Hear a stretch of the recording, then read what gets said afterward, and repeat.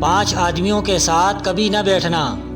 हज़रत अबू जाफ़र मोहम्मद बिन अली फरमाते हैं कि मेरे वालिद ने मुझे वसीयत फरमाई कि 5 आदमियों के साथ कभी न रहना, न उनसे गुफ्तगू करना, रास्ता भी उनसे जुदा रखना।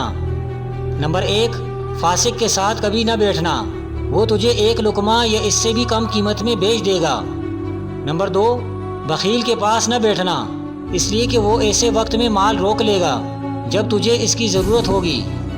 नंबर 3, झूठे के साथ मेल मिलाप न रखना, इसलिए कि वो शराब की तरह है, करीब को दूर और दूर को करीब कर देता है।